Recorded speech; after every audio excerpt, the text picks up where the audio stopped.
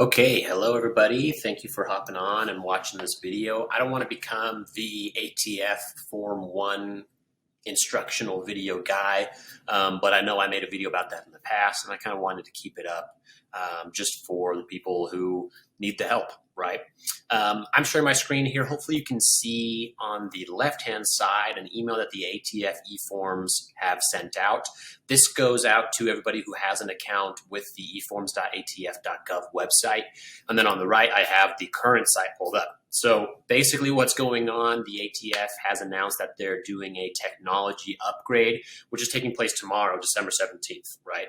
This will be relevant not only right now and during the period of time that they're upgrading the website, but also hopefully for years after. So hopefully this is useful for a lot of you. If not, my apologies. But the big thing about this is, yeah, of course, there's going to be an upgrade start and a tentative finish. So if you're planning on getting your Form 1s done before Christmas, sorry, looks like you're not going to be able to unless you do it between the 21st and the 25th. That's just unfortunate. The big thing is down here, the what to expect. And that first bullet point for me is probably the most important. It's that Atf E-Form 4 is coming back. For those of you who don't know, Atf E-Form 4 is what you submit when you're getting, where you're buying a suppressor / silencer, right, from a dealer or the owner of the NFA item, right? And I'm not going to get into whether or not I agree with what the ATF is doing. Obviously, I don't. I'm not saying that complying is support or anything like that, or that you shouldn't comply. You're an adult, hopefully, and you can do what you want to do with your own freedoms. But if you want to go through the ATF, just announcing or making this video for those of you who do want to.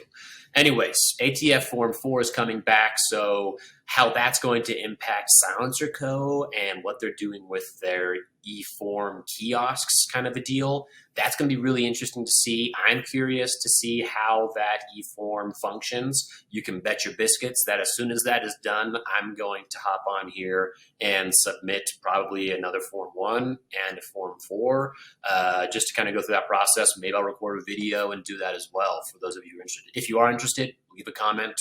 That'd be awesome. If nobody comments, then nobody wants it. I probably won't do it because who cares?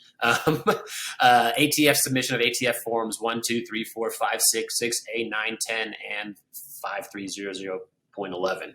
Right now, they don't have all that. They just have Form 6 and Form 6A, Form 1, 2, 3, 5, 9, 10, and 530011, right? That's cool. That's awesome. Also, for those of you who are unaware, ATF Form 1 is what you fill out when you are constructing or registering your own suppressor / silencer with the ATF. Again, I'm not telling you that you should or shouldn't do that. I'm just telling you that's what the ATF says you should do. Some other announcements from them, they're going to be doing larger file attachments. There's going to be a user PIN. You'll have to reset your password when the new portal comes up. It'll be very annoying, I'm sure. This part kind of makes me laugh. The rules of behavior and the ask an expert. Rules of behavior, a glorified terms and conditions you'll have to accept. And then ask the expert, as if the ATF are experts in this field or, the Second Amendment or the firearms fields. I find that comical. I imagine that that's going to be more of like tech support than actual form support. So don't expect any real answers as to what qualifies or disqualifies certain firearms as NFA items or any other weapons. I can't even imagine how useless that's going to be.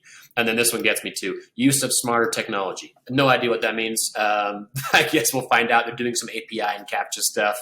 I'm sure it's going to be just as miserable as it has always been. And then, of course, new emails. I haven't had any success emailing any support or getting any answer from the ATF before, and I can't imagine that's going to change at all. So that's kind of fun. I'm anxious / curious to see how it's going to change after the 21st. Hopefully it's done by then. But for me, the biggest thing is how the Form 4 is going to change, right? That's really fun. So all of your NFA items being, SBRs, suppressors, short barrel shotguns, whatever you want to call them, all going through the Form 4 historically, or at least, now the trend is to do that with SilencerCo. But this might shake things up a little bit for SilencerCo. Very cool. Let me know if you guys have any questions. I'm sure I have the same questions that you guys do. I guess they'll all be answered as soon as this is launched.